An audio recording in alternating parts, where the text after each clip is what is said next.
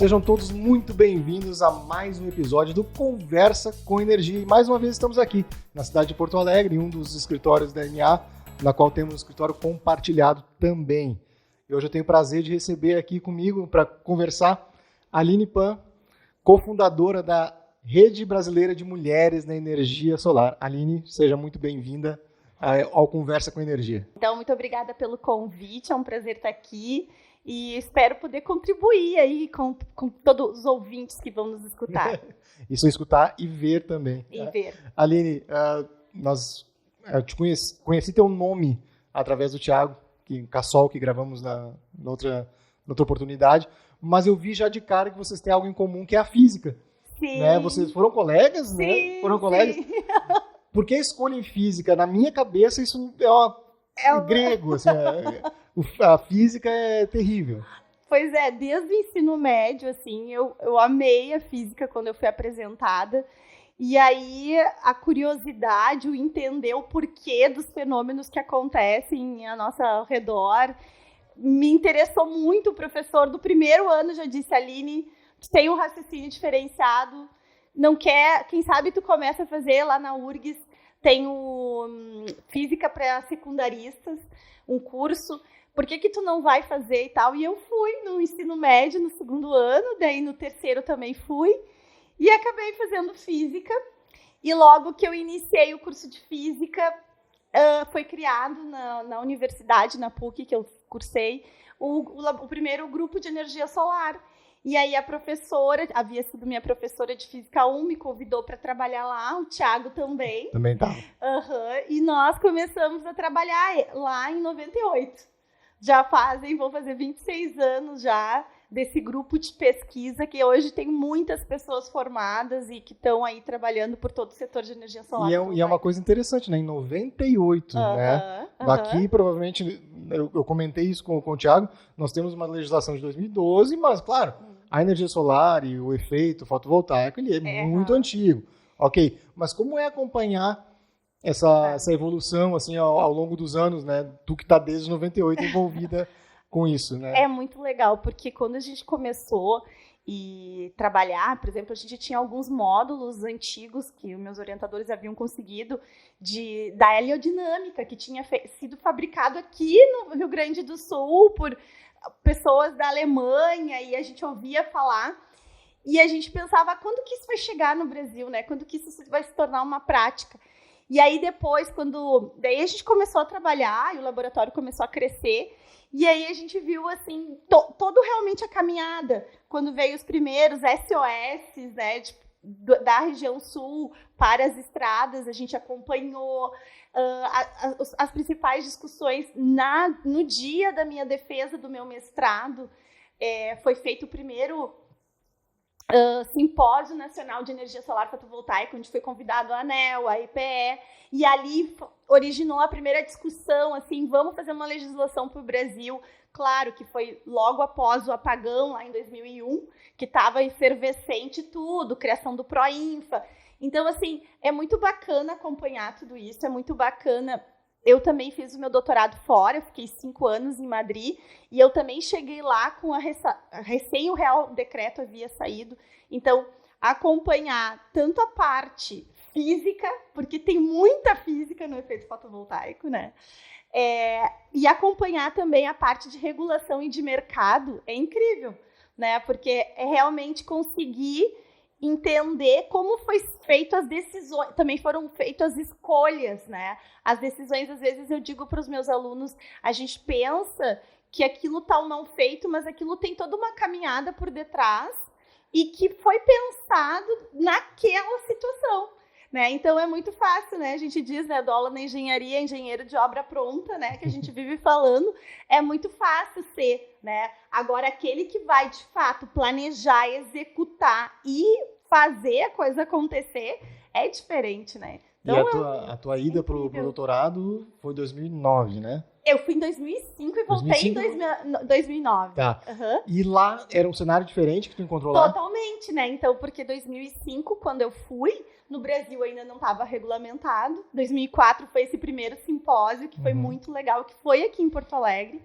que os meus orientadores organizaram e que eu fiz parte também da organização, o Thiago também. E aí chego lá com o mundo, com a Europa fervilhando e principalmente a Espanha criando as maiores usinas do mundo, Portugal também. E aí a gente tinha as disciplinas e nós ia nas grandes usinas medir. Então, assim, a usina de Milagro, por exemplo, que está no norte da Espanha, é uma usina de 9,1 mega que ficou por muitos anos sendo a maior. Depois veio em Portugal e a gente também foi visitar. Então, foi muito bacana acompanhar a evolução lá e aqui, né? Então, eu tenho até revistas de energia solar, várias, que são internacionais e que diziam, o Brasil vai ser a bola da vez, o Brasil vai ser a bola da vez. Eu, meu Deus, quando? Vai chegar a hora. Quando? Um dia vai chegar a hora. E chegou. A gente foi conversar com uma cliente que nós temos em Palmares do Sul.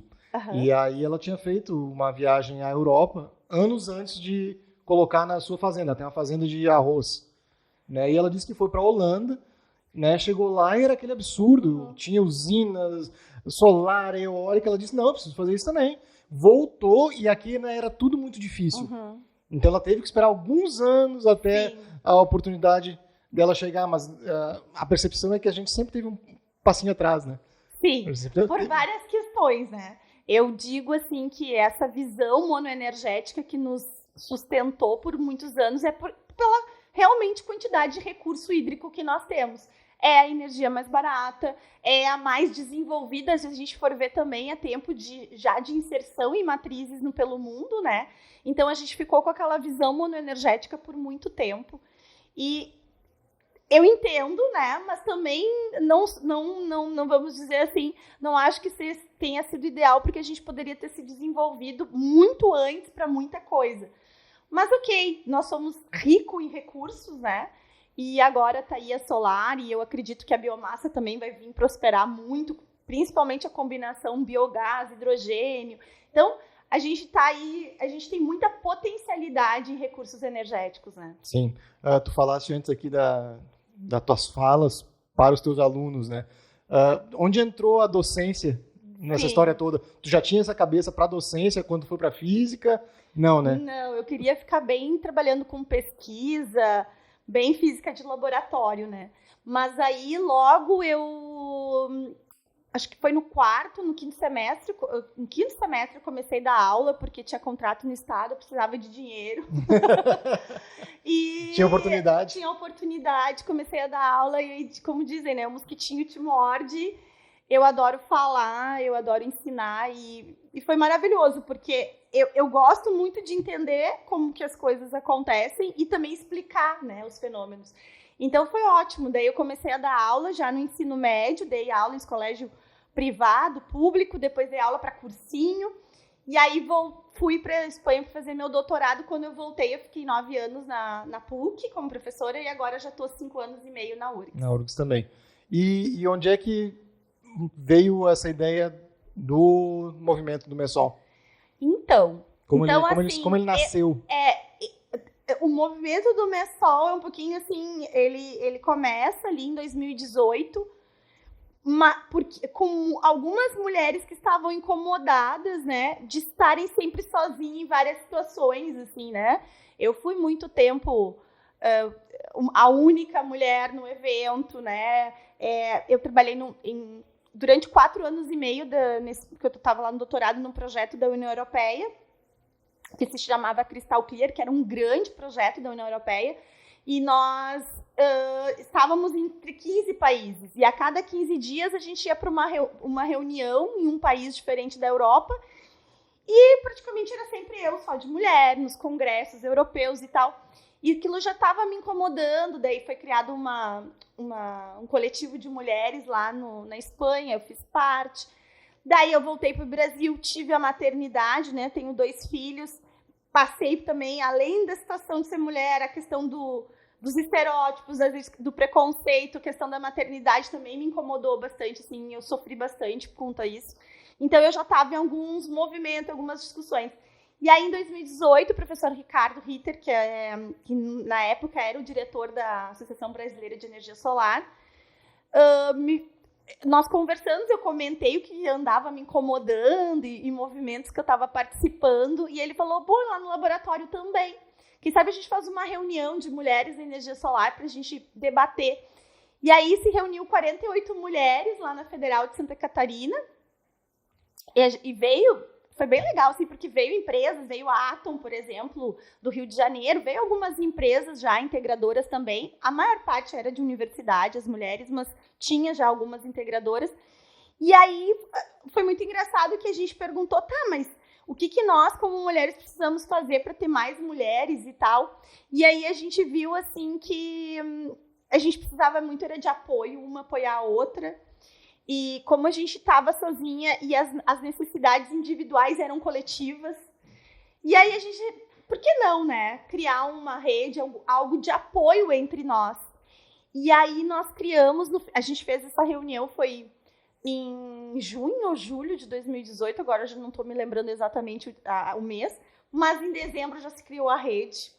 E então foi 3, 4 meses depois criamos a rede e hoje nós no grupo, no WhatsApp, em colaboração somos mais de 500 mulheres. E essa rede, a atuação dela como funciona? Ela funciona como base de apoio, ela funciona como uma base de oportunidades de trabalho, tudo isso é fomentado ali nesse grupo. Exato. Ela tem esse objetivo, né, de inspirar, de apoiar, né, de conectar, e de promover a equidade de gênero. Então, a gente tem, assim, várias ações. Nós somos 5 coordenadoras atualmente. Cada uma das coordenadoras tem uma linha que assim, tem um objetivo claro, né, para desenvolver junto da rede. Eu, por exemplo, estou na parte mais da promoção mesmo. Então, o meu núcleo, que tem várias voluntárias também, nós já desenvolvemos cartilhas. Por exemplo, a Intersolar utiliza a nossa cartilha de boas práticas, né? O Congresso Mundial de Energia Solar utiliza a nossa cartilha, que é uma cartilha assim, que tenta promover a representatividade. Eu vou convidar pessoas para compor um painel. Vamos tentar convidar a mulher também para mostrar que é possível, né? Porque a gente tem mulher capacitada, mas somos poucas. Mas então tentar promover essas para mostrar representatividade, para que outras jovens se inspirem nessas, né? Também buscar promover, por exemplo, a questão, né? Eu tenho um filho pequeno e não tenho com quem deixá-lo. Tentar criar um espaço que seja convidativo para que essa mulher também vá nesse evento, né? Então, esse ano é o primeiro ano que o Intersolar tinha uma sala de amamentação para as mães. Então, é uma coisa que a gente vem conseguindo, ano após ano, com muito esforço, mas a gente conseguiu. E eu fico muito feliz. Por exemplo, no estudo da Greener, conversei muito com o Márcio para colocar 2 perguntas de gênero para a gente entender. Porque muitas pessoas dizem, não, mas eu vejo um monte de mulheres, né? Eu vejo as mulheres trabalhando, mas isso não é uma realidade. O que os dados nos dizem hoje? E não é os dados que a gente já fez um estudo junto com o governo canadense e o governo alemão da rede, e aí poderia ser mais, não tão isento, vamos dizer, porque nós somos, né, a rede, mas a gente pediu para o Márcio colocar essa pergunta justamente para tirar, nós ficarmos isentas nisso, né? E o que o dado diz? O dado diz que hoje as mulheres que trabalham no setor de energia solar é só apenas 20% do setor.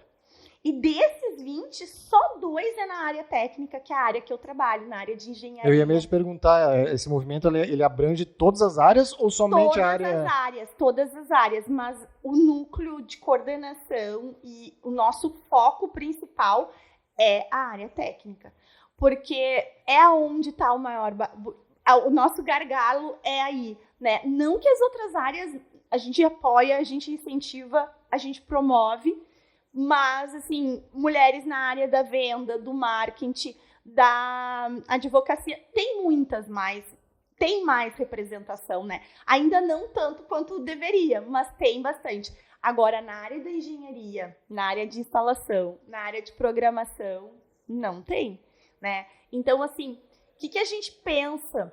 A ARENA, a Agência Internacional de Energia Renovável no mundo, diz...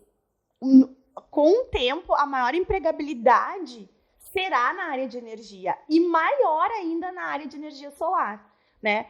E cada vez mais as empresas vão crescer como a de vocês e o que vai acontecer?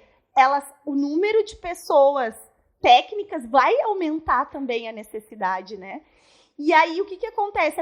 A maior número de concentração de empregos está aí. E não vai ser e a mulher não vai pertencer a isso. Não é só uma questão de mimimi, nós queremos a bandeira. Não, é uma questão de sustentabilidade. É uma questão econômica. Achar o ponto de equilíbrio. Exato. Né? Nós somos uma sociedade onde metade da população é composto de mulheres, né? Nós precisamos que essas mulheres tenham trabalho e bons trabalhos, né? Então a gente trabalha nisso. A primeira convidada foi a Laura Foltz, lá de Cascavel. Foi a primeira que estreou aqui o programa. Legal. E aí eu comentei com ela brincando, né? Brincando não, perguntei e ela respondeu de forma mais descontraída. Como era exatamente ser assim, uma das poucas no meio, né? E ela disse assim, em casa eu sou eletricista da família, porque eu sou engenheiro elétrico, então eu virei eletricista. Né? Porque muitas vezes há esse desvio de pensamento assim, engenharia elétrica. Uhum. Tá? O que o engenheiro elétrico faz? A mulher, né? Como é que eu vou dizer, banalizam Sim. o conhecimento, né? Sim. Então, eu acho muito importante, vou falar aqui, no nosso caso, tá? No nosso caso, nós temos um setor de engenharia onde, dos 4 funcionários, 3 são mulheres. Então, só temos um homem no setor de engenharia. E somos a minoria como um todo na empresa. Então, é uma realidade que eu não conheço. É um ponto fora da curva. É uma realidade que eu não conheço, essa história que você está falando. Que bom que é um exemplo Não, que diferente. bom, realmente um é muito bom. Diferente. Porque até as minhas alunas hoje, que elas se formam, né, eu dou aula no curso de Engenharia e Gestão de Energia, e elas são a minoria nos trabalhos delas.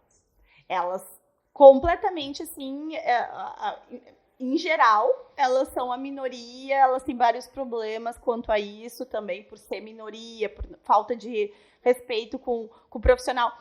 Eu acredito que isso tá mudando.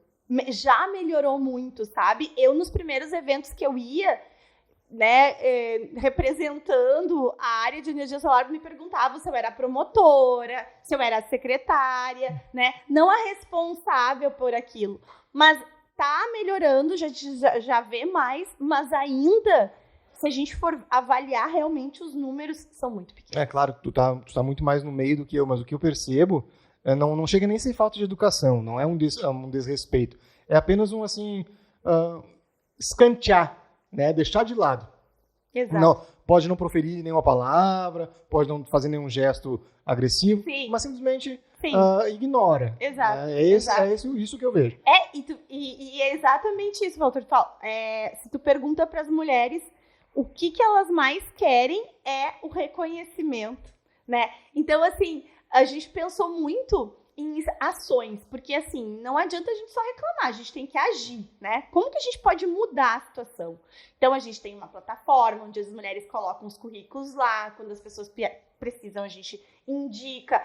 Tu tá organizando um evento, mas eu não conheço nenhuma mulher. Tu pode perguntar para nós vamos te indicar mulheres. Então, a gente realmente faz ações, né? A gente tenta promover a mudança.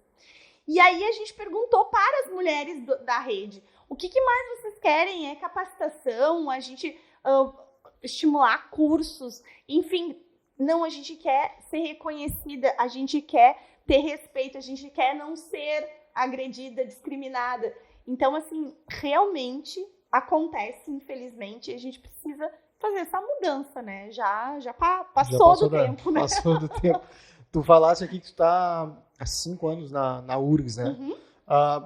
Eu vi recentemente a questão da instalação daquela grande usina lá em Tramandaí. E eu tenho, falando disso, e também eu queria saber qual o teu nível de envolvimento em outra questão que eu vi, que a URGS ela é recentemente a 6ª universidade da América Latina, né, e a primeira entre as federais do Brasil com maior sustentabilidade, né, e impacto social. Teu envolvimento nisso é grande, ok? Sim. Tá.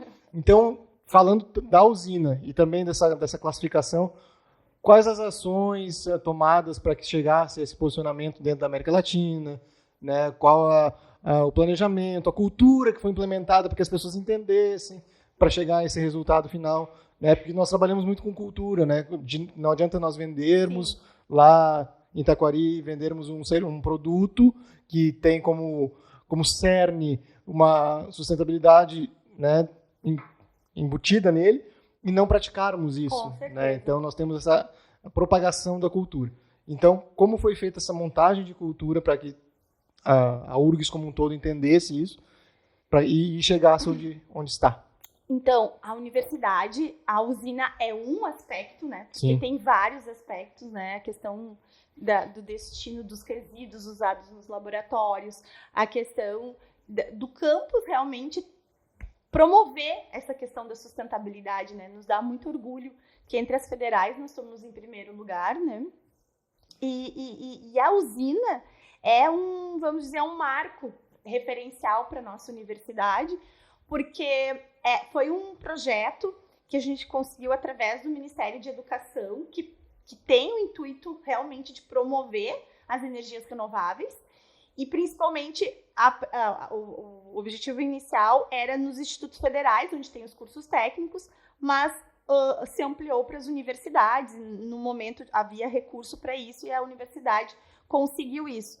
Então, assim, é bem como tu falaste, né? A usina solar fotovoltaica, ela está gerando energia, né? Produzindo energia elétrica e economia. As pessoas só pensam nisso e é óbvio que vão prestar nisso em primeiro lugar, porque é o bolso que Onde afeta, dói. né? Mas tem toda a questão educacional, tem toda a questão da cultura. Então, isso é muito interessante, porque a usina está em funcionamento, vai fazer 1 ano agora, né? Ela foi inaugurada recentemente, mas ela já está em funcionamento desde outubro do ano passado. E O que ela abastece? todo tudo? o nosso campus lá, o campus Tá, Litoral todos Norte, lá. de Tramandaí, e parte aqui do centro, da reitoria, tá? Ela é uma usina pequena, de 300 kW pico, mas ela abastece toda a necessidade do campus Litoral Norte e mais uma parte aqui da reitoria no prédio de Porto Alegre.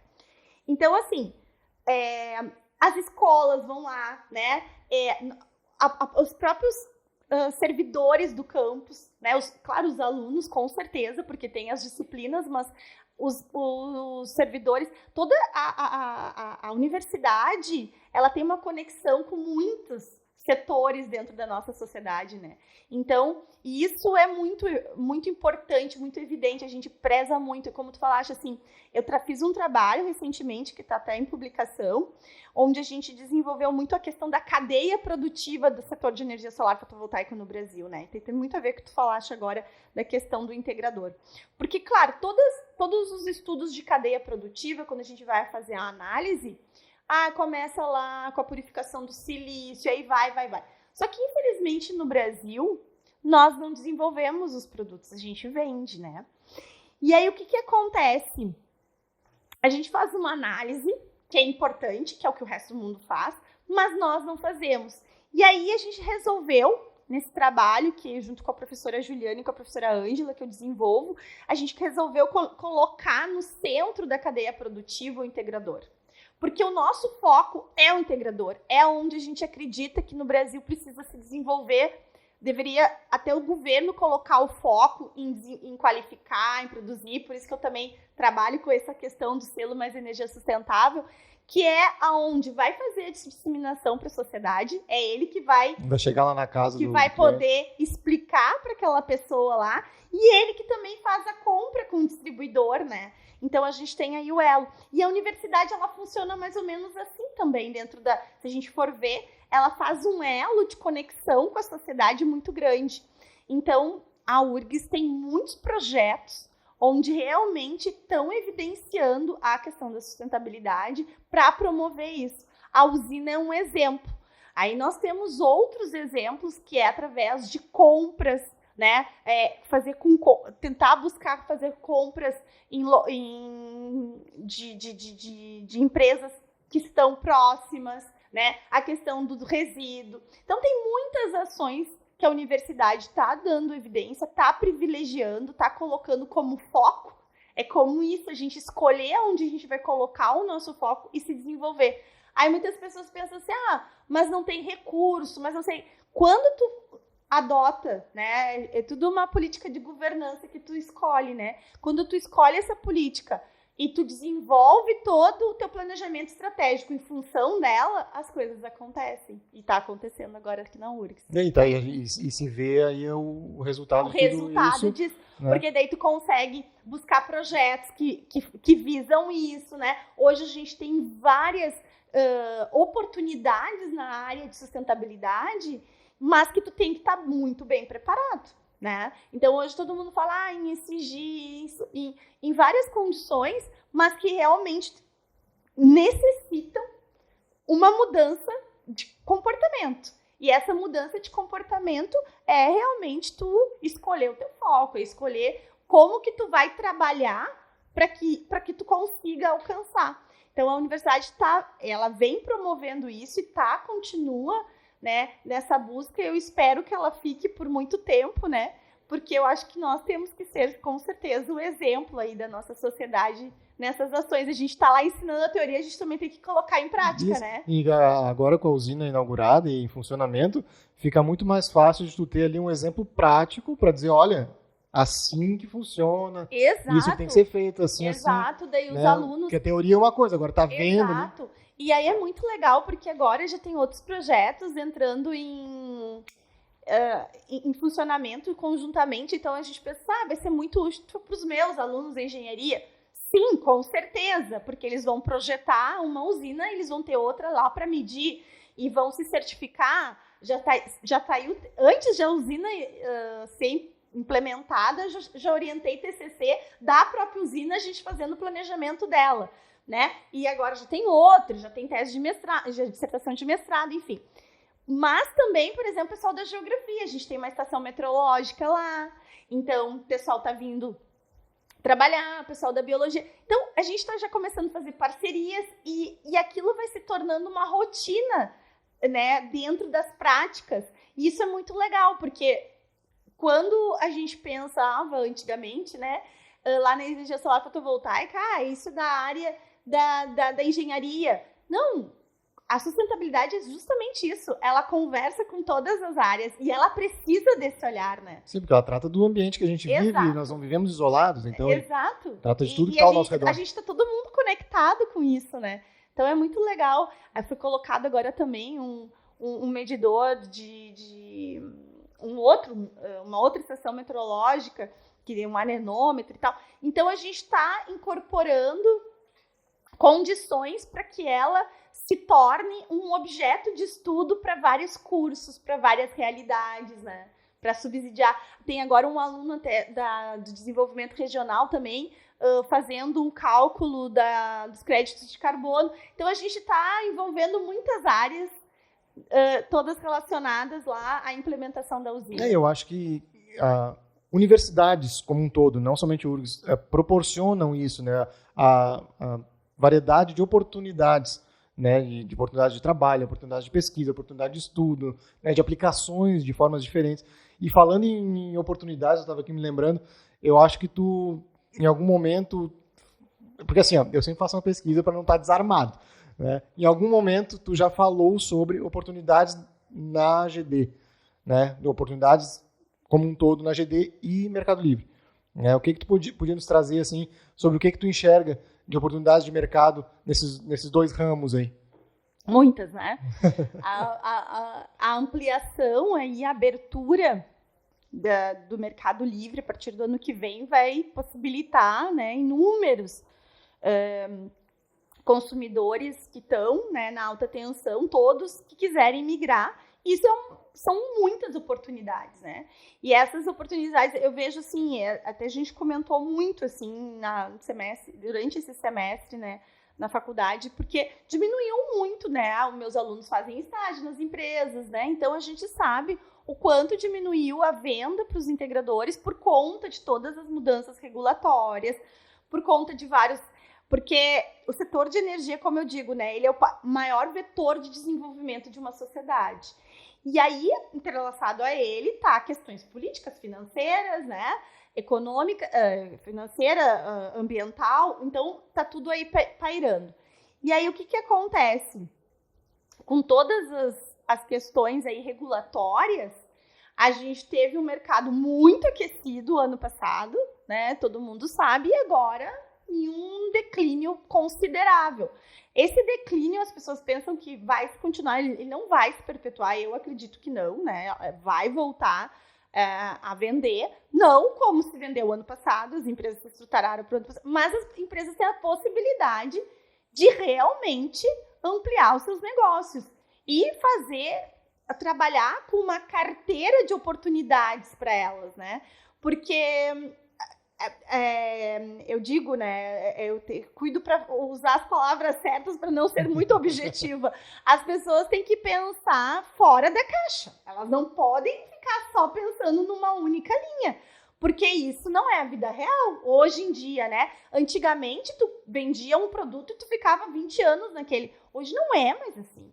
E a energia, ela muda toda hora. Os modelos de negócio, a forma como ela vai ser possibilitados, os tipos de negócio. Então, assim, eu vejo agora que a possibilidade de mercado livre e autoprodução, um grande negócio. Então, quem vai vender solar vai continuar vendendo, só que ele vai vender para uma outra condição, né? Então, gestão de energia, a gente tem que apostar muito em eficiência energética. Quem trabalha com energia solar fotovoltaica pode trabalhar com ferramentas de eficiência energética. Todos os países e todas as grandes, vamos dizer assim, economias e artigos, vamos dizer, teoria nos dizem que o primeiro que a gente deveria priorizar na área de energia é a eficiência energética.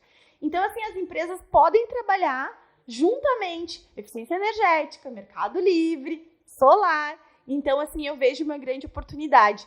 A geração distribuída, ela vai continuar, né, mais para os menores, para a geração local, para consumidores ali até 500, né, quilowatt-pico, a gente sabe, pelas questões... Continua nos residenciais, né?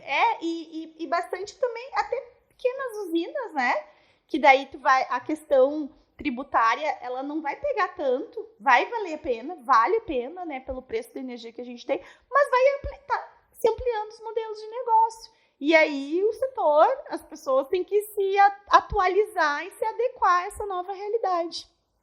A gente tem percebido a mudança, né, que vem acontecendo, né, nas linhas, e vamos tentando nos adaptar das melhores formas. Nós tínhamos um grande canal, que era o canal da venda digital, e nós já vimos que precisamos de outras formas e oportunidades, né? Então, já estamos nos adequando como integradores para que essa baixa geral, né, não seja tão pesada. Exato. Né? Não seja tão sentida. E vocês já estão preparados, né? É uma questão de se atualizar, é uma questão de colocar o olho em mais produtos, né? Como se fossem produtos, mas em mais opções e não só um. E que vai dar certo, sabe? As empresas que conseguirem fazer esse olhar, eu tenho certeza, assim, que vão continuar, porque, pensa, nós somos só 2% dos consumidores residenciais com energia solar fotovoltaica. A gente tem muito o que crescer. Muito o que explorar, né? Muito. E vai continuar, vai valer a pena, tenho certeza. Tu tem uma vivência muito grande de Europa, né, do teu doutorado e tudo mais. E me corrija se eu estiver errado, tá? Tu esteve presente em Berlim há um tempo atrás, não sei quanto tempo foi, quando é que foi? Agora, foi em março desse ano. Né? No Berlin Energy Transition Dialogue, é isso, né? Isso. Tá. O que estava sendo abordado lá, que tu teve essa tua participação? O que foi abordado lá? E o que tu traz de bagagem desse evento? Então, esse evento é um evento muito interessante, porque basicamente, não é aberto, né? Ele é fechado, assim, basicamente para comissões governamentais, com uma discussão, com um foco na área de transição energética, né? E ver quais deveriam ser realmente os planejamentos estratégicos de cada nação. E esse ano, eu vou te dizer assim, resumidamente, o grande foco foi o hidrogênio verde, foi na Alemanha, né? O ano passado eu participo basicamente todo ano de algum evento europeu. O ano passado eu fui também para Munique, no Intersolar, e também participei de uma comitiva na Inglaterra, que fiquei lá 12 dias. Então, assim, Berlim foi muito hidrogênio verde, né? mas também foi muito discutido a questão da eficiência energética, né? E como fazer com que... Foi discussões muito interessantes de acompanhar, porque a Europa, querendo a grande discussão da Europa, segurança energética, né? Eu comento assim, eu vou quase todo ano para a Europa em evento, e assim, eu fui em maio para a Alemanha, para Munique, e eu fui em março para Berlim. As coisas subiram de preço. Em comparação, antes eu ficava 10 anos sem ir, não subia. Eu cheguei em março, eu levei do aeroporto até o meu hotel, era em torno de 40 minutos de trem. Eu levei 2h30, porque os trens e os metrôs estavam tudo em greve no dia que eu cheguei. É um cenário diferente do Totalmente. que estava Na porta acostumado. de Brandenburger, eu vi 3 manifestações em uma semana. Então, assim, pela questão da guerra, né, entre a Rússia e a Ucrânia, a questão mostrou para a Europa o quanto eles precisam, cada país, ter essa segurança energética, né? Não ter essa dependência, né? E aí tudo subiu, e aí o que eu vi bastante discussão? A reindustrialização. Então a gente está vendo assim, uma discussão, uma vontade de voltar a ter produção de modos fotovoltaicos na Alemanha. Eu acho muito difícil que isso venha a acontecer, né, por questões econômicas, mas uma discussão novamente disso, de voltar isso a acontecer, porque então é engraçado, porque eu em 2005, 2006, eu visitava as empresas, eu dei curso em empresas, tinha 2 fabricantes de modos fotovoltaicos na Espanha, tinha 3, 4 na Alemanha, então tinha na Bélgica. Então, as indústrias fotovoltaicas estavam na Europa e nos Estados Unidos. E aí, 2008, 2009, foram tudo para a Ásia. E foi muito interessante. Eu dei aula na BP Solar, que a gente dava capacitação para fabricação de células. É isso que um físico faz. É entender do dispositivo, quando não né? tá dando aula, é isso que tu faz.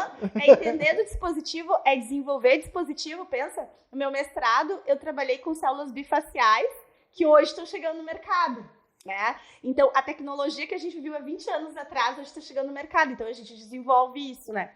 E outras coisas também. A BP, eu conheci toda a rede lá, que a gente fez um curso de imersão muito legal. Ficou só um dos diretores que foi para lá para ensinar o processo de produção, e o resto foram todos para a Ásia, né? Para a China, para a Índia. Aqui os Céus, várias empresas. E aí o que acontece? Até o ex-diretor da QCell estava no BED, né? Agora em Berlim. Então estava se discutindo isso. Vamos reindustrializar a Europa para ter essa segurança energética, porque ela é primordial, né? Aí eu também passei na Espanha para visitar uns amigos, meus colegas estavam apavorados do preço da energia, porque subiu muito na Europa por conta disso, né? Agora a gente está vivendo outra guerra. Então, assim, foi muito discutida a questão do hidrogênio verde, de como armazenar. Todo mundo precisa armazenar, por mais que seja caro, a gente precisa armazenar de alguma forma, porque basicamente todas as energias, né, ainda mais a gente vai ver nas renováveis, elas são intermitentes, então a gente tem a dificuldade de ter realmente uma projeção, uma previsibilidade de tudo, a gente tem cada vez mais, mas é complexo. Então, o armazenamento, muito discutido, muito. Inclusive, a universidade onde eu fiz o meu doutorado ganhou um prêmio europeu, que é armazenar esquentando, né? Na verdade, liquefazendo o silício para depois... É um projeto piloto ainda, né? Para depois usar desse líquido quando ele vai solidar, passar para o estado sólido de novo. Então, assim, muito armazenamento, hidrogênio verde e reindustrialização. E aí também, assim, pegava muito a questão dos países subdesenvolvimentos, né? E a África é um continente subdesenvolvido, de como fazer a industrialização lá de forma renovável, de forma eficiente, o que o resto do mundo não fez, né? Essa reindustrialização da Europa, deixa eu te perguntar uma coisa. Hoje ela está toda concentrada na Ásia, a produção, né, dos equipamentos. E eu questionei o Guilherme, que é diretor da Renovigi, no outro episódio, eu questionei ele por que nós tínhamos essa deficiência de produção nacional. Aí o apontamento dele foi da questão de evolução tecnológica, porque tu faz hoje uma linha de painel, tu monta uma linha de montagem aqui, tá fazendo aquele painel, daqui a pouco mudou a tecnologia, tu vai ter que refazer toda aquela linha, né, remontar aquela linha. A Europa sofreria com isso também, ou eles têm também esse avanço de mudar a linha de produção mais rápido? Tu que já viu como era antes? Eu acho que nós também teríamos como. Eu acho que eles sim, nós também, desde que a gente tivesse alguma... competir com os países asiáticos é muito difícil, muito difícil pela questão do preço, né? Ali, a professora Isete, o professor Adriano, onde eu fiz o meu mestrado, e o Thiago também, na PUC desenvolveram uma planta piloto com dinheiro da FINEP, Petrobras, CE na época, e o preço de desenvolver aqui o módulo fotovoltaico era equiparável à Europa e Estados Unidos. E foi feito um plano de negócio, o governo estava muito interessado. Quando entrou os chineses, não tem como competir. O preço não tem como, tu entende? Porque tem vários tipos de incentivos. Então, imagina, a gente extrai o silício aqui, sai um silício nem metalúrgico, um silício muito ainda inferior, e vai para fora, faz todo o processo e volta o módulo. Nós poderíamos fazer toda a cadeia aqui, mas isso teria que ser um incentivo, né?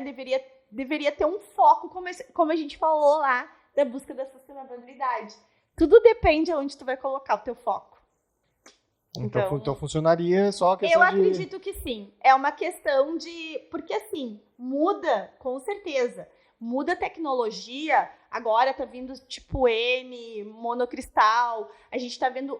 As tecnologias, elas foram mudando, né? Em 2005 a gente teve lá no mundo, né? O Brasil ainda nem tinha. Mas a gente teve um grande problema com silício, porque a China começou a consumir módulos fotovoltaicos e era só de silício monocristalino. Aí não tinha, porque era desenvolvido só para microeletrônica, e aí ampliou-se, todo mundo começou a consumir, faltou silício mono. O que se fez? Célula de multi. E ficou 10, 15 anos vendendo células multicristalinas. Agora que estão, os módulos, né? Agora estão vindo de mono de novo, porque é uma eficiência maior e já tem mercado para produzir mais. Então, eu acredito que o mercado, a tecnologia, ela vai conseguir se adequar, sabe? Se tu tem uma indústria forte, pesada, tu te adequa. Agora, isso, a gente não pode fazer de qualquer jeito, sabe? Que daí qualquer diferença no mercado, e a gente tem, infelizmente, um país que não tem... A gente não tem nem regulação, nem economia, nem política estável. A gente tem uma estabilidade constante, né? Independente do político que lá está. Uma montanha-russa de 4 em 4 anos. Então, assim, o que a gente não pode é isso, né? A instabilidade, ela vai acontecer. É natural, acontece até para os grandes países, né, desenvolvidos. Isso vai acontecer. O que a gente precisa é realmente daí ter uma indústria forte. Realmente ter um incentivo real. E não faz de conta. Né? Eu digo, o que faz de conta não funciona, né? A questão das mulheres, não adianta eu ter cota para mulher e eu não deixar a mulher num cargo de decisão, num momento que ela realmente ela vá fazer. Não adianta a gente fazer as coisas para cumprir tabela, tem que ser de fato. E aí, se de fato acontecer, eu não tenho a menor dúvida que aconteça. Uma dúvida que surgiu agora em relação à questão dos painéis, dos módulos. Como é que funciona hoje, aqui no país, se é que tem, a questão de reciclagem desses módulos? Existe aqui? Ou ele não é feito, é descartado? Como é que o que está rolando? É assim, que eu saiba, descartado não são. Algumas empresas... Por isso que eu pergunto o que está acontecendo. Por exemplo, assim, eu conversei com algumas empresas até agora, no Intersolar também, tipo a BID, eles recolhem, eles estão vendo... o que eles estão fazendo, algumas coisas vão reciclar, o que dá, o que não dá, mas ainda nós não temos isso eu aponto no meu artigo, né, da cadeia produtiva, a gente não está estabelecido ainda esse segmento, e é um segmento que vai acontecer, e as pessoas pensam que ele vai acontecer só daqui 25 anos, pela questão que não vai estar mais eficiente, os módulos perderam a sua eficiência. Não, ele vai acontecer antes. Porque investidor que fez um investimento em 3 anos e que na mesma área ele vai botar. Imagina, a nossa própria usina, que conseguimos recurso, final de 2019, início de 2020, né? Eram módulos de 350. Hoje os módulos são de 550, no mínimo, né? Nós temos aí módulos já de 600, bom, que eu não gosto tanto, mas enfim. Mas que estão na mesma área. Então, assim, tudo isso vai acontecer, né? E a gente tem que saber, tá, o investidor ele vai trocar, porque se ele tem uma área reduzida, ele vai querer tirar dali mais potência, mais energia. Para quem a gente vai destinar esse módulo não mais tão atrativo, né? Que tem vários locais que podem fazer uso disso e muito bem, como inicialmente hospital, creche, escola, né? A gente pode dar aí um destino muito interessante, mas também depois para reciclagem, né? E aí sim, existem startups. Eu tenho um aluno de doutorado que está trabalhando numa startup de reciclagem. O ano passado, o Fraunhofer, que é um laboratório da Alemanha, conseguiu mostrar que consegue reciclar tudo no módulo fotovoltaico. Sim, alumínio, vidro, a célula. Tudo. Então, há sim possibilidades, mas aí tem que se desenvolver isso, que eu acho que vai ser muito interessante, é uma outra via, né? É um outro mercado, como é o mercado de manutenção e operação, que eu falo para os meus alunos, é um mercado assim que vai ter muita, porque hoje todo mundo está instalando, mas isso tudo vai ter que ter manutenção, né? Ter uma gestão de energia, de fato. E não só em módulos que passem da capacidade de produção, mas também módulos aqui, por exemplo, no sul, que nós temos chuva de granizo, vendavais. Esses módulos também precisam passar por um processo, né? Com certeza. Aline, para a gente ir encaminhando para os nossos finalmente, tem sempre um questionamento que eu faço aqui para encerrar. Tu tens já, não precisa falar exato, tá? Porque eu sei que lidar com tempo, idade e tudo mais não é algo muito interessante, mas tu tem seguramente mais de 20 anos de meio energético. Nesse tempo todo, o que tu teve assim de uma história marcante da tua carreira?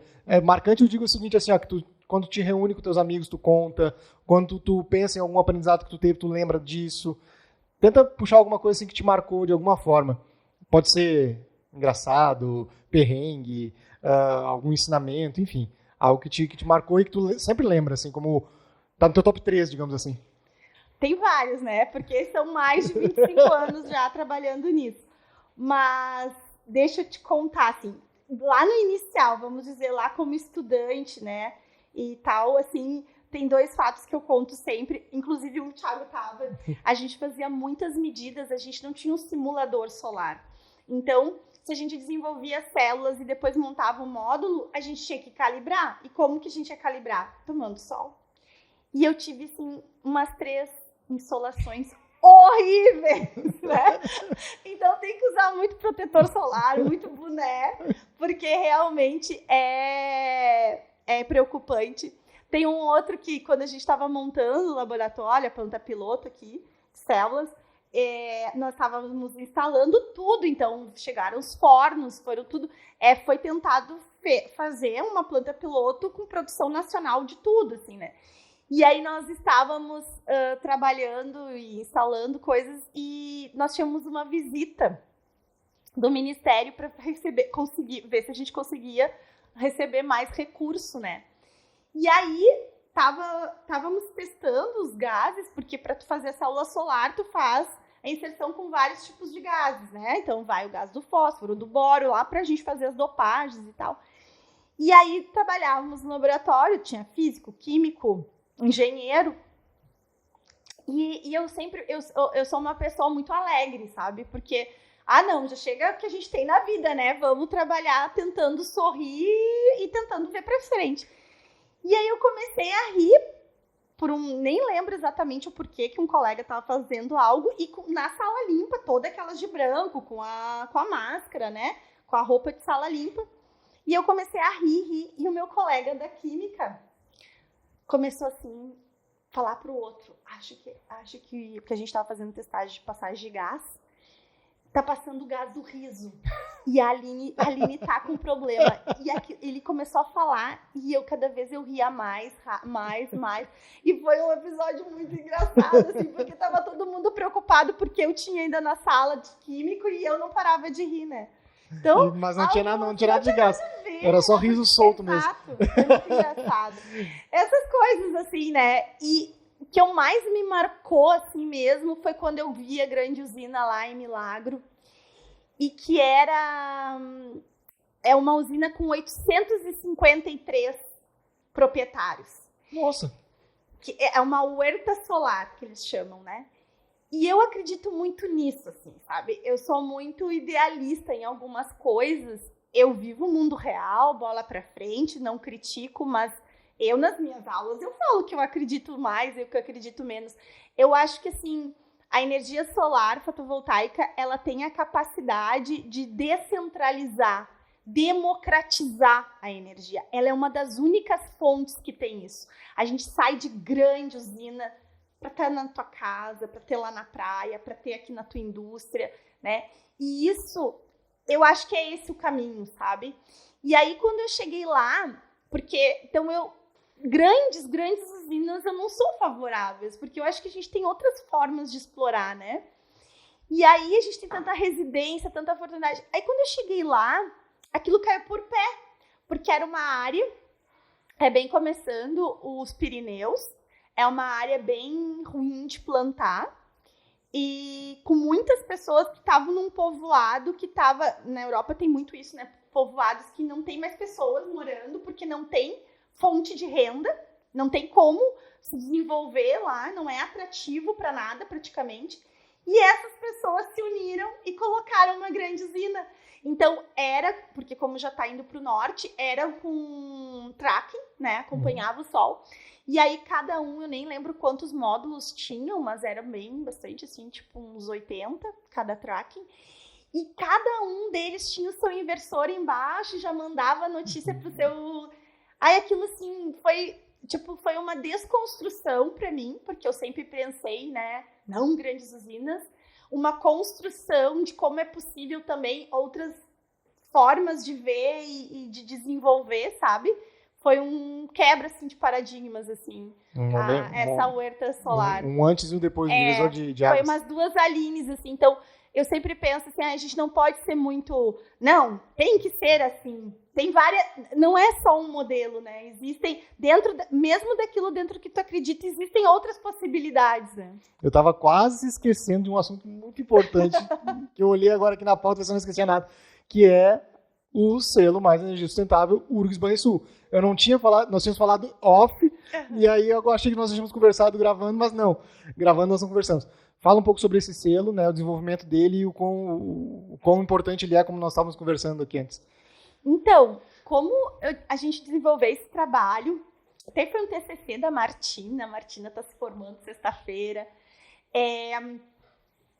a gente colocou o foco, né, da cadeia produtiva no integrador, a gente viu o quanto é importante o integrador no Brasil para energia solar fotovoltaica, a gente viu o quanto é importante esse integrador estar capacitado, estar qualificado, saber levar a notícia, né, porque eu também acho que muito do despreparo dessas grandes discussões aí regulatórias é por falta de conhecimento. Então, o selo Mais Energia Sustentável, ele vem com esse objetivo, né, de qualificar, de realmente promover a energia solar fotovoltaica através dos integradores, né, qualificando eles. Então, a gente avalia eles, mas ao mesmo tempo que a gente avalia, o objetivo é mostrar direções, né, e dentro disso a gente mostra muito do que a gente falou aqui, de outras oportunidades de sustentabilidade, outras oportunidades de negócio, de ver a sua empresa desde uma perspectiva mundial, onde ela, por mais essas instabilidades, essas variações que a gente vai acontecer, ela conseguir acompanhar esse mercado. É como eu falei, né? Se a gente tiver uma indústria sólida, uma empresa sólida, por mais diferenças que acontecem, ela continua, né? E isso é uma realidade. Então, o selo vem com isso, tentar promover. Nós somos o estado, né, que é o terceiro maior estado de consumo de energia solar fotovoltaica. Nós somos um estado forte de empresas integradoras, né? A gente tem mais de 1.900 empresas. Então, a gente vem aí com essa parceria entre o Banrisul, a URGS, o SEBRAE e o SENAI, tentar realmente contribuir, mostrar o que a gente sabe da academia, do quanto é importante, os critérios que são importantes para uma empresa ter, o quanto que ela precisa estar atualizada, e fazer com que daí o consumidor lá, né, que é o que vai realmente utilizar, tenha empresas que possam realmente ser asseguradas, que são boas empresas. Né? Evidente que vai ter muitas boas empresas que não vão passar pelo selo, mas a gente tentar aí colocar aí um padrão de comportamento que eu espero que realmente faça com que isso contribua para o setor. A gente quer contribuir mesmo com o setor. Unir conhecimentos, porque quem está aqui, que nem vocês, sabem muito da prática, muito. Aliar isso, o conhecimento de vocês com o nosso e fazer essa troca, né, para que os clientes fiquem mais satisfeitos e também a nossa economia mais estável, né? Porque a gente começa a ter, e estamos tendo problemas que a gente sabe em muitos lugares, isso é ruim para todos, né? Certo. Aline, muito obrigado pela tua presença. Agradeço muito essa conversa cheia de novidades, né? Como essa que tu acabou de falar, que por mais que já esteja se encaminhando para o segundo ciclo, né, do selo, é algo muito recente, né, do início do ano. Então, mais uma vez, muito obrigado e espero que a gente se cruze muito por aí ainda para conversar. Com certeza, tá? Muito obrigado. Foi uma honra estar aqui. Obrigado. Esse foi mais um episódio do Conversa com Energia. Espero que vocês tenham gostado. Não se esqueça de se inscrever aqui no canal e conferir também todo esse episódio no Spotify. Um abraço e até a próxima.